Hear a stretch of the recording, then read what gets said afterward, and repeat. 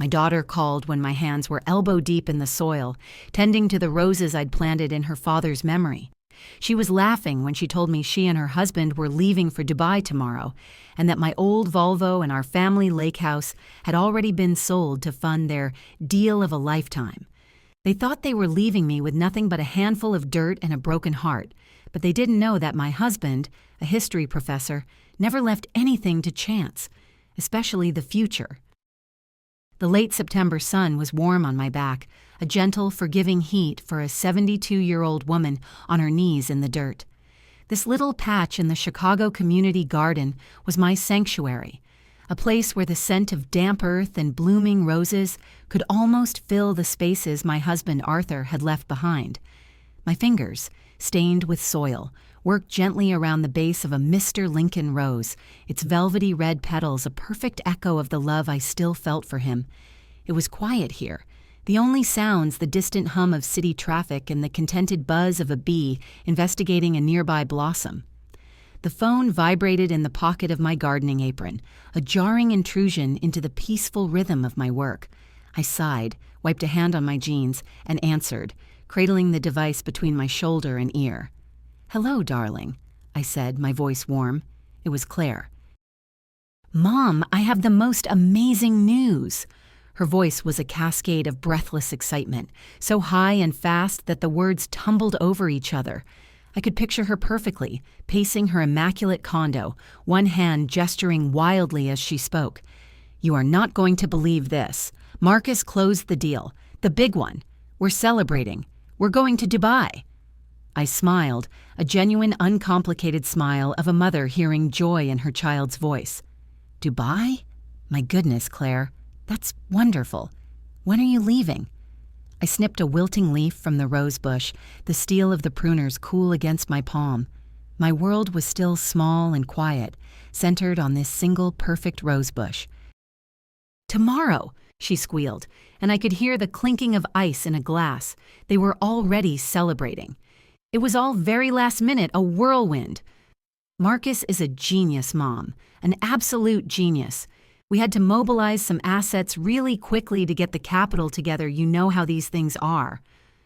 The phrase hung in the air, slick and unfamiliar. Mobilize assets. It sounded like something from one of Marcus's business seminars. "Well, I'm glad it all worked out for him," I said, my attention drifting to a stubborn weed. Then came the words that made my world tilt on its axis, delivered with the same cheerful, thoughtless cadence as the rest of her news. "Yeah, it was crazy. We sold the lake house, and your old Volvo, too. We got a fantastic price for the house, considering how fast we needed to close." The pruners slipped from my grasp and fell into the soft dirt with a dull thud. The sound was deafening in the sudden, roaring silence that filled my head. The lake house. The one Arthur built with his own 2 hands, plank by painstaking plank, the summer Claire turned 10. The 1993 Volvo wagon, the car he'd loved, the one I kept pristine in his memory, its faint scent of old books and pipe tobacco a ghost I couldn't bear to part with. My breath caught in my chest, a sharp, painful thing. "You... what?" The words were a whisper, lost in the hum of the city, but she heard me. Her tone shifted just a fraction, losing its manic glee and taking on a note of practiced, placating patience. "Oh, Mom, don't be like that. It's just a house. It was getting old and you never go up there anyway, and that car was a death trap. This is for our future. You should be happy for us." I stared at the red rose, but its color seemed to drain away, leaving a gray, empty outline. The bee had moved on. The sun felt cold.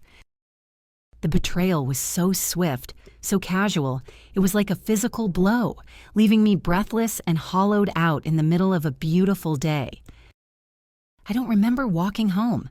The next thing I knew, I was standing in the middle of my living room, the scent of garden soil still clinging to my clothes. The silence of the apartment was absolute, a heavy blanket pressing in on me. It was the same silence that had descended after Arthur's passing 2 years ago. But this was different. This was a hostile silence, filled with the echoes of Claire's cheerful, destructive words. My gaze fell upon the bookshelf that lined the entire east wall, a floor-to-ceiling monument to a shared life of literature and quiet contemplation. every book was a memory. I ran my fingers over the worn spines, searching for something, anything to anchor me. My mind reeled back, not to the pain of the present, but to the solid warmth of the past.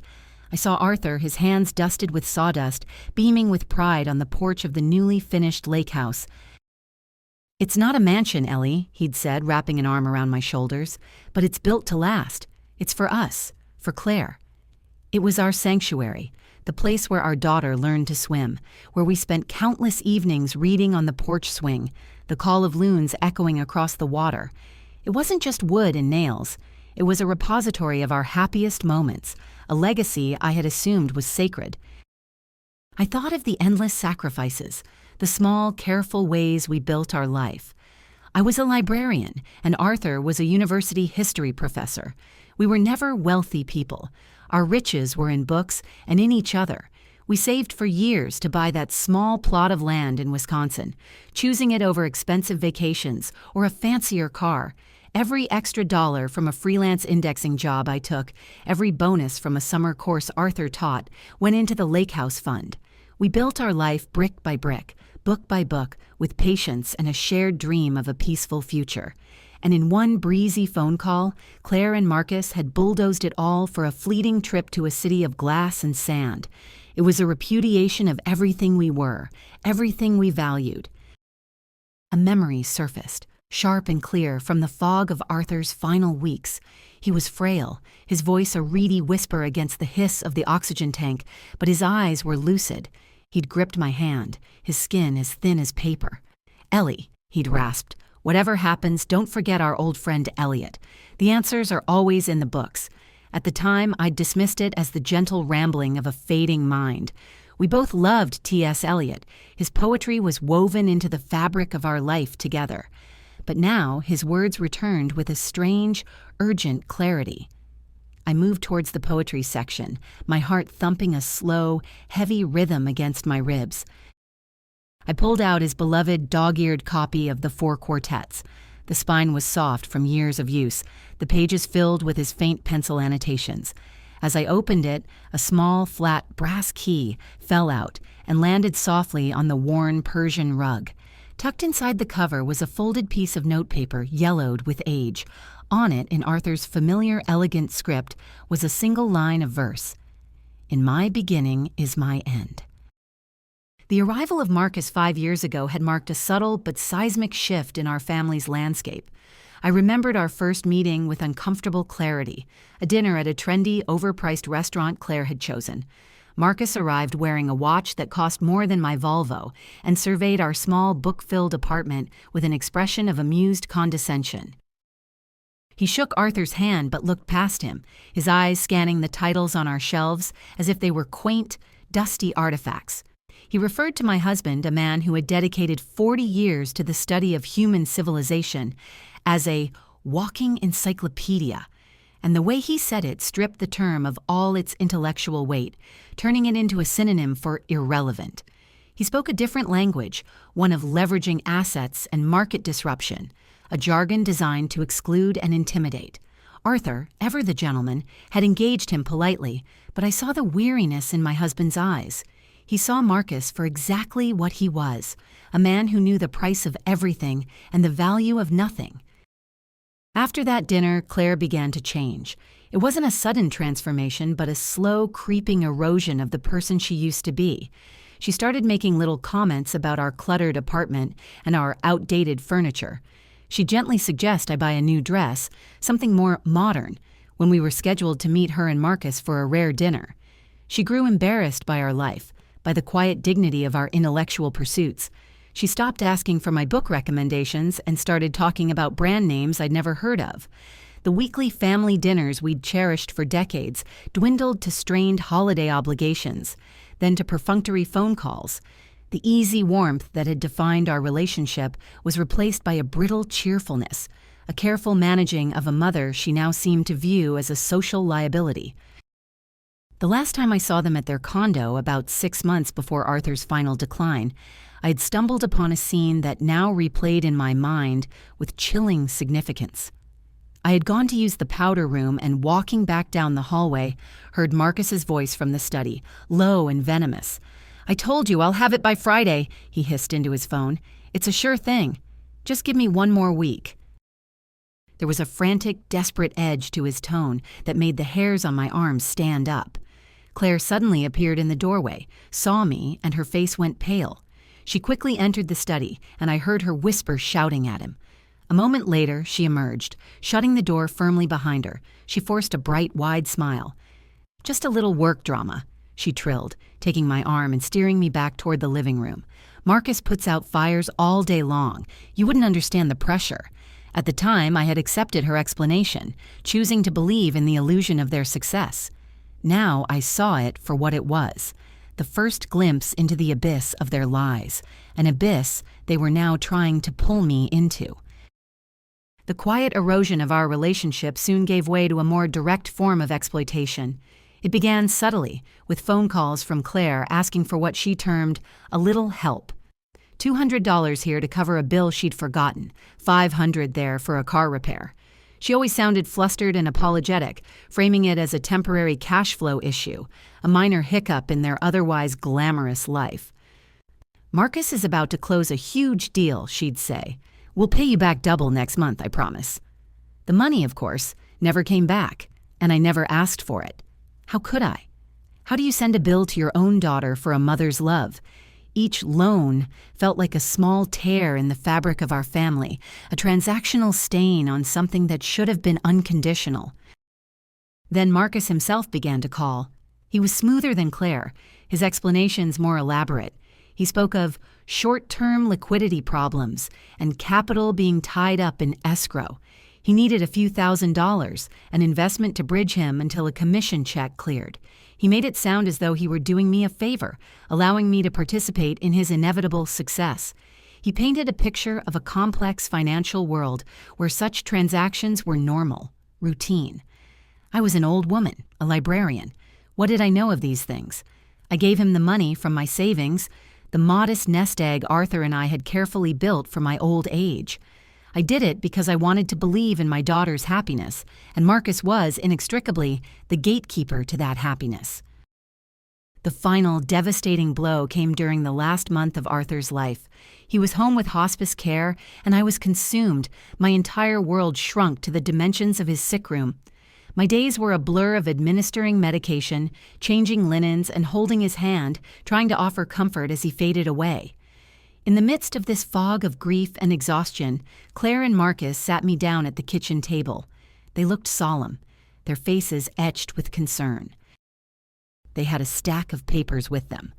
"Mom," Marcus said, his voice soft and persuasive, "with Dad's medical bills, there's a lot of bureaucracy. We can take care of it all, handle the insurance, the hospital administration, but we need you to sign a power of attorney. It's just a formality to let us talk to them on your behalf." I was barely sleeping, barely eating, my mind saturated with sorrow. I saw their concerned faces, heard the logic in their words, and felt a wave of relief that someone else would handle the practicalities. I didn't read the fine print. I just picked up the pen they offered and signed where they pointed, my signature shaky and weak. I was signing away my husband's medical paperwork, I thought. I had no idea I was actually handing them the keys to my entire life. Back in the present, I sat at the heavy oak desk in Arthur's old study, the small brass key cool in my palm, the folded note beside it. The world outside the window seemed distant, muted. My reality had contracted to these two small objects and the single line of poetry that pulsed with hidden meaning. In my beginning is my end. For hours I simply sat, letting the full weight of my situation settle over me. The sold house, the sold car, the signed power of attorney, it was a comprehensive, systematic dismantling of my life, executed by my own child. The grief was a physical presence, a cold stone in my stomach.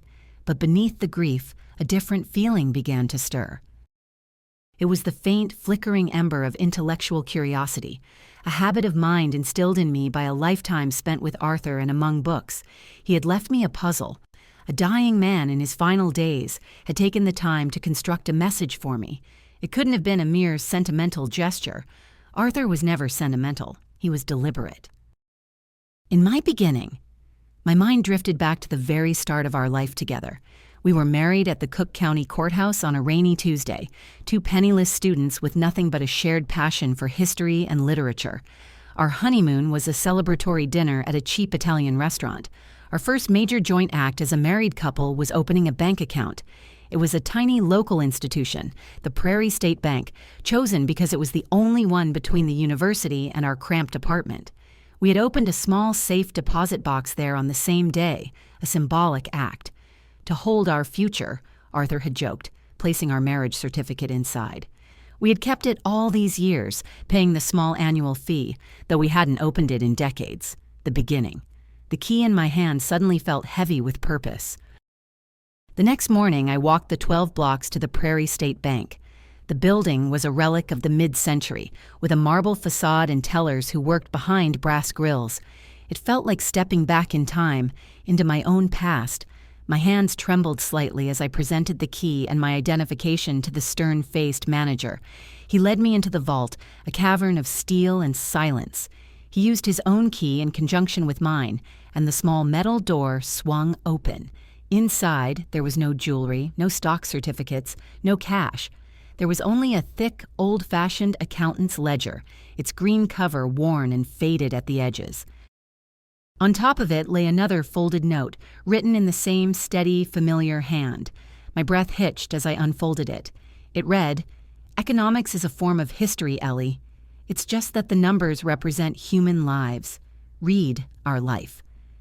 As I lifted the heavy book from its metal cradle, a profound shift occurred within me. The cold stone of grief in my stomach dissolved, replaced by a surge of white-hot clarity. The weeping widow, the helpless old woman they thought they had created, ceased to exist in that cold, silent vault. In her place stood a strategist, a researcher, the librarian who knew that the most profound secrets were always kept in books. This was not the end of my story. It was the beginning of a new chapter. I took the ledger home and set it on the dining room table, the place where Arthur and I had shared 45 years of meals. The sheer weight of it felt significant, solid. With a sense of reverence, I opened the cover. The first page was dated October 1978, just days after we were married. The entry was simple. Initial deposit, $150. Salary, A. Vance. The handwriting was Arthur's, meticulous and precise. I turned the page, and then another, and another. A lifetime unfolded before me in neat columns and careful script. Every paycheck, every small honorarium for a guest lecture, every modest Christmas bonus was dutifully recorded. But on the other side of the ledger, another story was being told. Next to our meager savings entries were others. Purchase, 50 shares, Intel Corporation. Acquisition, 10 shares, Apple Computer. Investment, 25 shares, Microsoft. The dates were from the early 80s when these companies were little more than ambitious startups, their names unfamiliar to a librarian and a history professor. My breath caught in my throat. I flipped through the decades. He had never stopped. He recorded every stock split, every dividend reinvestment. He documented the purchase of a small, rundown apartment building in a then unfashionable Chicago neighborhood called Bucktown in 1988. He detailed the acquisition of another in a place called Wicker Park a few years later. I knew these neighborhoods now. They were some of the most sought-after, trendiest areas in the city. The numbers began to blur, the columns of gains and interest payments swimming before my eyes. It was an astonishing secret history of our life, a parallel financial existence I had never known existed. He had taken our small, carefully saved dollars and quietly, brilliantly built an empire under my very nose. All those nights he spent in his study, surrounded by financial papers I assumed were for the university pension, he was acting as our family's secret chancellor of the exchequer. He had shielded me from the risk and the worry, leaving me to the world of books we both loved, while he navigated the far more treacherous waters of the stock market. Near the back of the ledger, tucked into a paper sleeve, was a single business card. It was printed on heavy, cream-colored stock. David Chen, attorney at law. Beneath the name, a handwritten note from Arthur, my most brilliant student and a man of unimpeachable integrity. He will know what to do. I remembered David. He was a fiercely intelligent young man in Arthur's graduate seminar on economic history 20 years ago. Arthur had often spoken of his potential, his sharp mind and strong moral compass. I found the number and dialed, my fingers feeling strangely steady. I explained who I was, and he remembered me instantly, his voice full of warmth and respect for Arthur. I asked if I could meet with him about a private matter. He cleared his schedule for me that very afternoon. When I walked into his sleek, modern office in a downtown skyscraper, he greeted me with a kind, sympathetic smile, the kind one reserves for an elderly widow likely in need of help with a simple will. I sat down, opened my tote bag, and placed the green ledger on his polished mahogany desk. "My husband left me this," I said simply. "He told me you would know what to do." David Chen looked at the ledger with polite curiosity, his expression a mixture of sympathy and mild confusion. He likely assumed it was a record of household expenses, a sentimental artifact I needed help deciphering. He opened it to the first page, his eyes scanning the neat columns. He nodded slowly. Then he turned another page, and another, his movements becoming less leisurely. A frown creased his brow.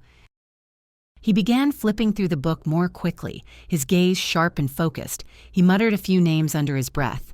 Intel, Cisco, Bucktown Property, then fell silent.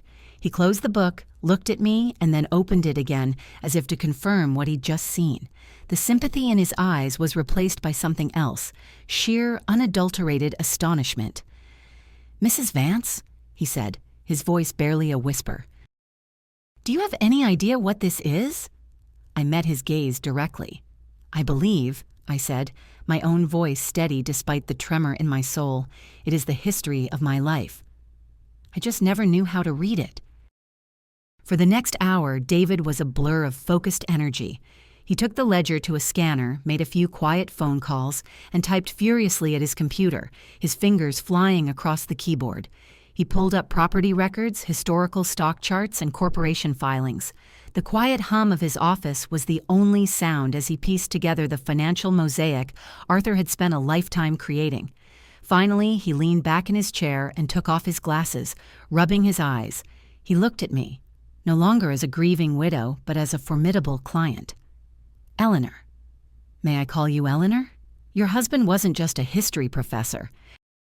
He was a financial visionary.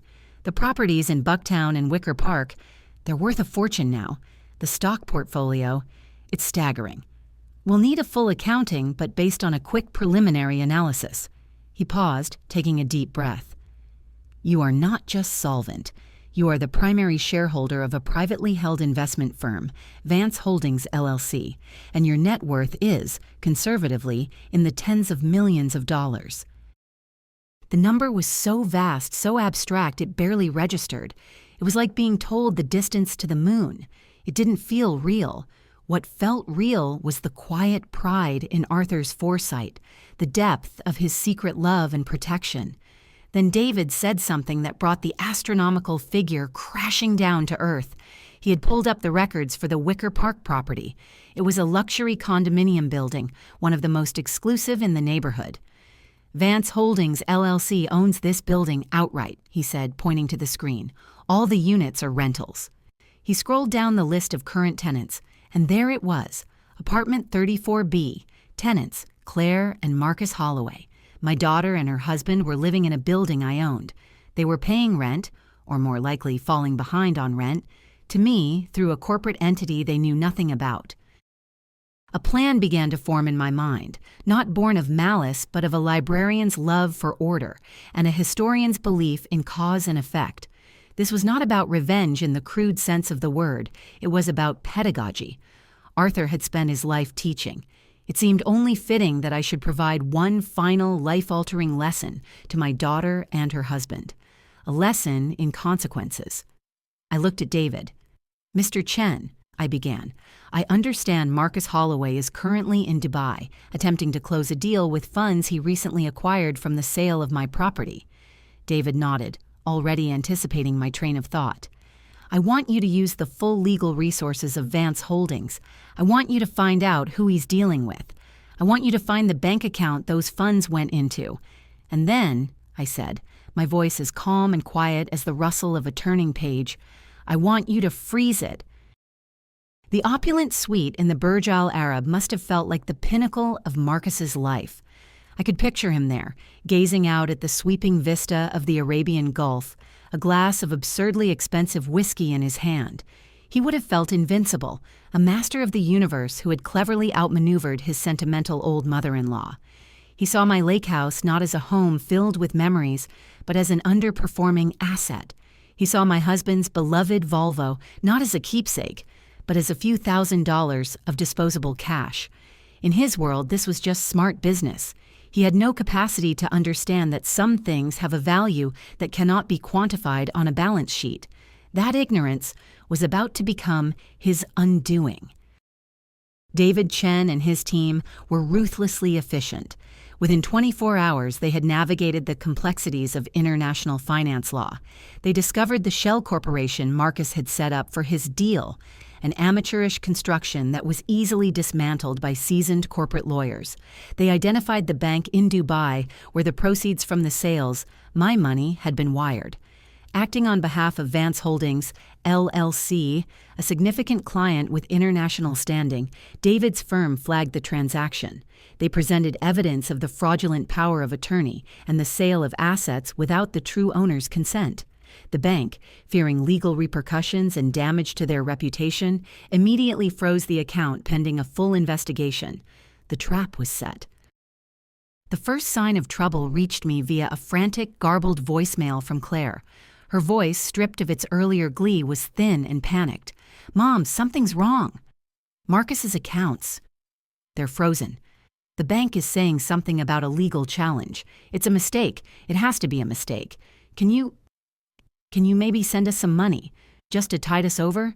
The hotel is asking for a credit card for incidentals, and ours are all being declined." I listened to the message twice, my face impassive. I imagined their growing terror, the luxurious suite transforming from a palace into a gilded cage. The deal of a lifetime had evaporated, leaving them stranded halfway across the world with no money and a cascade of questions they couldn't answer.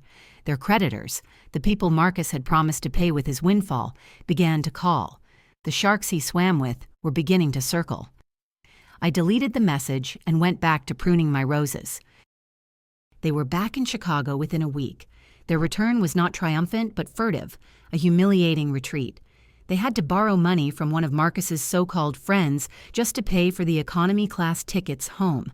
Their sun-kissed vacation had ended in a vortex of debt and fear. They walked back into their stylish condo in Wicker Park, the one they thought was a symbol of their success, unaware that they were merely tenants in my building. They were defeated, broke, and utterly baffled as to how their perfect plan had gone so disastrously wrong. The first phase of my lesson was complete.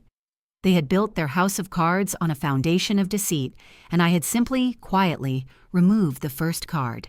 Now I would wait for the rest of it to collapse. For 2 weeks I heard nothing. The silence from their Wicker Park condo was more telling than any angry phone call. I imagined them in there, the walls of their stylish apartment closing in, the initial shock curdling into a toxic stew of blame and recrimination. The life they had built was an illusion, funded by debt and deceit, and with the sudden cutoff of funds, the illusion was shattering. The next move on the chessboard was not mine, but a matter of standard procedure for Vance Holdings. As the owner of the building, the property management division, which operated under a completely separate name, noted that the rent for apartment 34B was now 30 days past due. A formal, legally required notice was sent. Another one followed at 60 days. Finally, after 90 days of non-payment, an official eviction notice was posted on their door. That was what it took to break the silence. My daughter appeared on my doorstep on a gray, drizzling November afternoon. She looked like a ghost of her former self. The designer clothes hung loosely on her thinner frame, her face was pale and drawn, and her eyes were shadowed with a desperation I had never seen before. The brittle confidence was gone, replaced by a raw, humbling fear. "Mom," she whispered, her voice cracking as rain dripped from her hair onto my welcome mat. "They're kicking us out. We have nowhere to go. Marcus, he lost everything. We have nothing." She began to cry, not the theatrical tears of manipulation I had seen in the past, but the ragged, ugly sobs of genuine despair. She told me everything: the gambling debts Marcus had hidden, the loan sharks he owed, the fact that their entire lifestyle was a lie. I let her in. I made her a cup of tea, just as I had done when she was a little girl with a scraped knee. She sat at my kitchen table, the same one where she and Marcus had convinced me to sign away my life, and she wept. In that moment, watching my broken child, I felt a pang of something ancient and maternal. But it was tempered by the cold steel of resolve. Pity without purpose was a useless emotion. Enabling her had been my great mistake. I would not make it again. "You can stay here," I said, my voice even and calm. "Both of you, for a while. There are conditions. Marcus will seek professional help for his addiction. And you, Claire, will get a job. Any job." She looked up, her eyes wide with disbelief and a flicker of hope. She agreed to everything.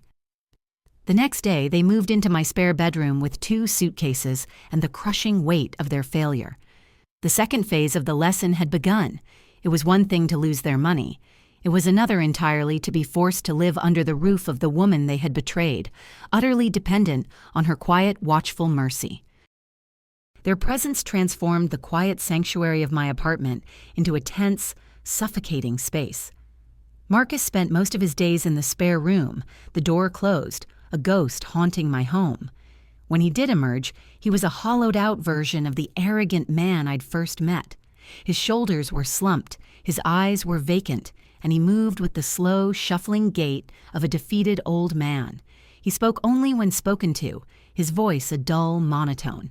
He started attending a Gamblers Anonymous program in the evenings, a condition I insisted upon, and I would hear him returning late at night, the soft click of the door the only proof of his compliance. There was no joy in witnessing his downfall, only a grim sense of necessity, like administering a painful but life-saving medicine. Claire, on the other hand, was forced into a world she had long since left behind. After 2 weeks of searching, the only job she could find was as a cashier at a local supermarket, the kind of place she used to breeze through without ever making eye contact with the staff. Her first day was a brutal awakening. She came home, her feet swollen, her face a mask of exhaustion and humiliation. She told me how a woman from her old social circle had come through her checkout lane, looked at Claire in her cheap polyester uniform, and given her a pitying, condescending smile. "Claire, darling," the woman had cooed, "how enterprising of you." That night, I heard Claire crying softly in her room, the sound a painful reminder of the chasm between the life she wanted and the one she now had. The breaking point came about a month into this new, unbearable arrangement. It was a miserable Tuesday evening. The rain was lashing against the windows. I was reading in my armchair, Marcus was at his meeting, and Claire was staring blankly at the wall after a 10-hour shift. Suddenly, she shot to her feet, her hands clenched into fists. "I can't do this anymore," she screamed, her voice raw with a month of pent-up rage and shame. "This isn't fair. We made a mistake, a terrible mistake. But this punishment, living here, working that horrible job, it's just cruel. Why are you doing this to us?" Her accusation hung in the air, vibrating with injustice. She saw herself as the victim, her suffering disproportionate to her crime. She still didn't understand. I calmly placed my bookmark in my novel and stood up. I walked over to Arthur's desk, took the green ledger from the drawer, and placed it on the coffee table in front of her. She stared at it, confused. "Your father was a historian," I said, my voice quiet but carrying an immense weight. "He taught me that to understand the present, you must first understand the past. He left this for me. I think it's time you read it." I opened the book to the first page, to the entry from 1978. "This is your story, Claire," I said. "Not the one you tell yourself, but the real one. This is the life you sold for a week in Dubai." For the first time, she would be confronted not with my anger or my tears, but with the cold, irrefutable arithmetic of our family's history and the true scale of her betrayal. Claire sat on the floor, the heavy ledger open in her lap. For hours, she did nothing but turn the pages. The silence in the room was broken only by the rustle of paper and the steady drumming of rain against the glass. I watched her face as she traced the path of our lives through Arthur's meticulous entries. I saw the flicker of confusion as she recognized the names of fledgling tech companies, the dawning horror as she grasped the scale of the real estate investments. She was seeing, for the first time, the quiet, disciplined effort that had underpinned her entire existence. The private schools, the paid-for university tuition, the generous down payment for her first apartment.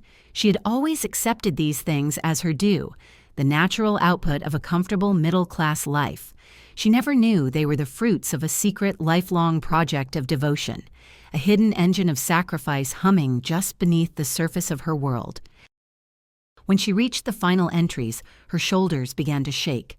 She saw the notes detailing the withdrawals I had made to give her and Marcus money, each one carefully logged by Arthur as loan to Claire unsecured. The last entry, made just before his death, was not a number, but a sentence. Everything that follows is for Ellie. May she find peace. Claire closed the book, her face buried in her hands, and she let out a single, wrenching sob. It was a sound of true comprehension, of a soul finally understanding the magnitude of its own sacrilege. It was not about the money. She finally understood that. She had not just sold a house and a car. She had sold off 45 years of quiet, unrelenting love. A year passed. It was a year of slow, arduous reconstruction. Claire and Marcus moved out of my apartment after 3 months. They found a small, one-bedroom rental in a nondescript suburb, the kind of place they would have sneered at a year before. I did not give them money for the deposit. Claire paid for it with the wages she earned scanning groceries. Marcus completed his treatment program. The shame of his addiction, stripped bare and exposed to the light, seemed to have cauterized some part of his soul. He found a job as an entry-level clerk at a shipping company, a humbling, anonymous position that required him to show up on time and do his work without fanfare. They were struggling. They were paying their debts, both financial and moral, one grueling day at a time. My role in their lives had changed. I was no longer a resource to be tapped, but a quiet observer. I did one thing for them. I paid for Marcus's therapy. I considered it an investment not in him, but in the possibility that my daughter might one day have a partner worthy of her. The following spring, I used a portion of Arthur's immense secret fortune to create the Arthur Vance Educational Foundation.